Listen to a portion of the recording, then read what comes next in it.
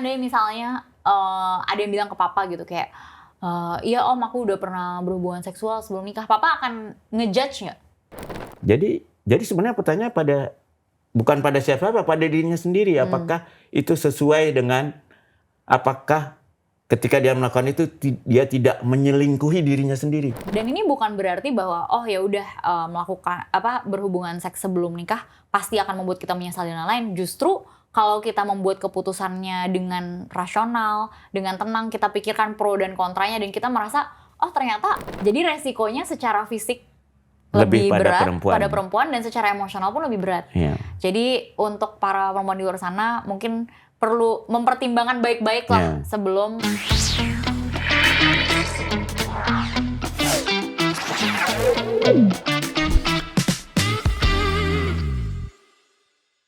Hai, welcome back to Kata Om Bambang bersama Om Bambang. Hai.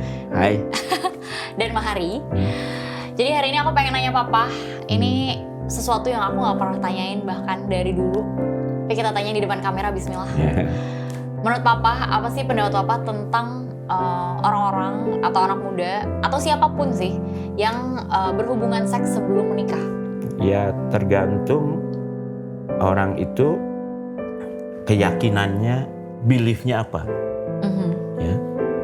Jadi ini dibahas juga nih di bukunya Pak Matindas ini ya. Ini bukunya nih. Ya, sebetulnya kan bahkan sebelum kita menikahi orang lain kan sempat kita bahas konsep menikah diri sendiri dulu ya. Menikahi diri sendiri apa? Artinya kita harus mengenal diri kita dulu sendiri. Nah, kalau seks sebelum nikah, tanya dulu ke diri sendiri. Apakah itu sosok ideal yang saya inginkan? Kalau ternyata sosok ideal yang inginkan, saya adalah seorang Islam yang baik atau Kristen yang baik atau apa? Agama besar itu melarang. Melarang seks sebelum nikah. Jadi pertama, apakah agama itu penting atau mendefinisikan siapa saya atau enggak? Ya, jadi kan salah satu yang mendefinisikan siapa saya termasuk belief saya kan. Ketaatan saya pada belief saya itu juga itu mendefinisikan diri kita. Tapi kalau orang itu memang dari katakanlah dia sudah dirinya adalah seorang yang tidak beragama atau dia adalah orang yang memahami agamanya dengan tafsir yang berbeda ya, yang membolehkan itu. Jadi sebenarnya pertanyaan bukan pada siapa, pada dirinya sendiri. Apakah itu sesuai dengan, apakah ketika dia melakukan itu dia tidak menyelingkuhi dirinya sendiri. Ya kan? Jadi sebenarnya kalau nanya ke orang lain, ini bener nggak sih, ini boleh nggak sih? Justru yang paling perlu ditanya tuh ke diri sendiri. Betul. Menurut aku sendiri ini boleh atau enggak? Iya. Dan menurutku ini adalah pertanyaan yang perlu kita tanya di momen kita lagi tenang, di momen kita emang lagi punya waktu dan kapasitas untuk berpikir. Iya. Karena seringkali yang terjadi adalah untuk orang-orang yang menyesali misalnya mereka berhubungan seks sebelum nikah karena keputusannya tergesa-gesa dan jadinya emosional atau impulsif. Bukan suatu keputusan yang mereka pikirkan baik-baik lah gitu. Ya, dan itu karena tidak pikirkan sebelumnya, tidak tahu konsekuensinya. Ya kan? Jadi ya itu tadi, itu juga untuk membedakan kenikmatan dan kepuasan. Ya. Ini kata Matindas lagi nih. Kalau yang satu itu kan pada saat kita mengalami aja gitu. Sedangkan yang satu lagi adalah memori dari kejadian itu, ya. Jadi kalau kita pakai teori itu, jawabannya adalah apakah dua-duanya sama kita nikmati, yaitu saat fisiknya dan memorinya. Kalau satu fisiknya nikmati, memorinya stres, malah trauma, nah kan itu udah don't do that. Gitu. Ya.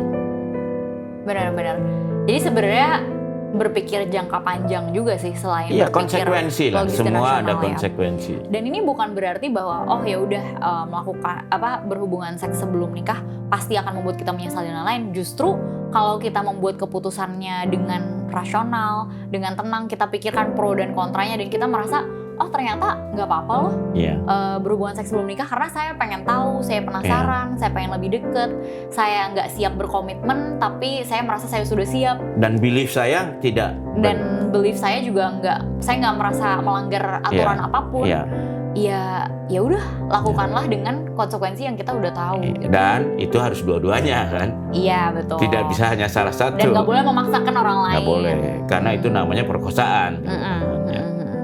Itu pidana. Jadi menurut Papa, andai misalnya dua-duanya merasa fine dengan itu, terus mereka akhirnya berhubungan seksual sebelum nikah, menurut Papa gimana tapi? Pendapat Papa ya? Ya, pendapat saya itu hak. Ini kita asumsi orang yang udah dewasa ya. Karena kalau anak-anak beda cerita. Kalau itu orang dewasa dan dia tidak menyelingkuhi dirinya sendiri, ya itu hak dia sebagai orang dewasa. Ya, kalau konsekuensi yang akhirat itu kan bukan itu urusan pribadi, bukan urusan. Tapi kalau dia sendiri merasa itu menyelingkuhi dirinya sendiri ya namanya juga selingkuh ya kan. Yang kedua juga, kalau dia serius, dia bahas, itu kan kayaknya super mayoritas penelitian membuktikan orang-orang yang hidup bersama sebelum menikah. Tapi itu beda-beda, itu cohabiting. Ini cuma ngomongin seks aja. Tapi kan biasanya orang cohabiting itu kaitannya dengan itu. Jadi melakukan hal yang menurut banyak belief hanya bisa dilakukan setelah menikah secara resmi kontrak. Itu tingkat percakapannya jauh lebih tinggi gitu loh. Jadi poin aku adalah ini bukan soal salah benar. Studi menunjukkan seolah-olah kalau asumsinya melakukan seks sebelum nikah itu sebagai bagian dari saling mengenal untuk mengetahui kecocokan, ternyata hasil studi yang ada menunjukkan itu nggak efektif. Karena ternyata justru tingkat percayaannya lebih tinggi. Ini sebelum podcast tadi aku sempat baca-baca juga, specifically bukan cohabiting, bukan tinggal bareng, tapi premarital sex. Jadi sebenarnya ternyata kalau misalnya kita berhubungan seksual sama pasangan kita, terus kita nikahin pasangan kita, itu efek terhadap perceraiannya justru nggak signifikan. Tapi kalau misalnya sebelum nikah kita sempat berhubungan seksual sama beberapa orang gitu ya, mungkin kita pernah pacaran beberapa kali, berhubungan seksual beberapa kali, semakin tinggi angkanya, semakin banyak partner seksual yang pernah kita berhubungan, itu semakin tinggi resiko untuk perceraiannya. Apalagi kalau angkanya itu kalau nggak salah di atas 8, jadi 9, kalau udah 9 ke atas, kemungkinan akan mengalami perceraian itu sangat besar. Ya itu juga kalau udah banyak begitu kan, kemungkinannya ada 2 ya. Satu, dia termasuk tipe yang penggemarnya banyak sehingga godaannya lebih tinggi dari normal. Atau kedua, dia mungkin pecandu seks misalnya, yang mungkin partnernya kemungkinan orang normal nggak bisa mengimbangi gitu. Meskipun ada sedikit perdebatan juga tentang ini, karena orang yang lebih terbuka untuk premarital sex kemungkinan akan lebih terbuka juga untuk perceraian. Bisa juga. Jadi belum tentu perceraian sama dengan tidak bahagia, dan betul. belum tentu premarital sex itu juga adalah hal yang mereka anggap buruk gitu ya. Bisa jadi mereka itu emang sesuai sama value mereka. Jadi pada dasarnya lagi-lagi adalah tentang gimana kita mengenali diri kita ya. Iya, betul. Apakah ketika mungkin lagi bertanya-tanya, mau nggak ya ngelakuin hubungan seksual sebelum nikah? Maka tanyalah, kira-kira itu akan menjadi kenikmatan sesaat, atau secara jangka panjang memori itu pun akan jadi memori yang indah, memori yang menurut kita bermakna, bukan jadi hal yang justru bikin kita ngerasa bersalah, bikin kita ngerasa nyesel gitu. Dan menurutku kalau kita udah mulai bertanya-tanya, justru itu adalah tanda alarm indikasi bahwa kita perlu untuk memikirkannya dengan lebih mendalam sih gitu. Betul. Dengan lebih tenang dan lebih rasional, dilihat pro dan kontranya, dan membuat keputusan yang informed berdasarkan data yang kita punya nih tentang diri kita sendiri. Betul. Jadi dan mungkin super mayoritas kalau di Indonesia itu dengan belief ya. Agama. Apakah dia menyelingkuhi beliefnya sendiri gitu. Karena kan Indonesia termasuk negara yang warganya paling religius katanya. Religius ya, bukan spiritual. Iya, religius ya. Oke. Ya, tapi kan belief itu kan hak ya. Tapi andai misalnya ada yang bilang ke papa gitu kayak, iya om aku udah pernah berhubungan seksual sebelum nikah, papa akan ngejudge nggak? Iya, tergantung ya. Ya mungkin karena ini pelatihan sebagai wartawan ya kan nggak boleh menghakimi. Ya kayak psikolog juga sih. Orang itu kan kita bisa kenal orang dia melakukan pencitraan juga kan. Iya. Kalau dia memang seorang yang ya kita nggak kaget juga lah dia ngomong gitu, ya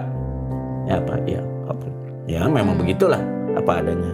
Tapi kalau orang itu misalnya citraannya terbalik ya pasti kita kaget juga. Iya. Iya kan. Ternyata kalau seperti yang gitu mungkin langsung bertanya, kamu usia berapa waktu itu?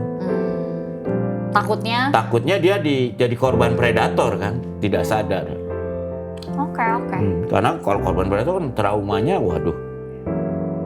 Jadi untuk orang-orang yang sangat against berhubungan seksual sebelum menikah, mungkin perlu tahu juga ada loh perspektif orang-orang yang emang bagi mereka itu fine-fine aja.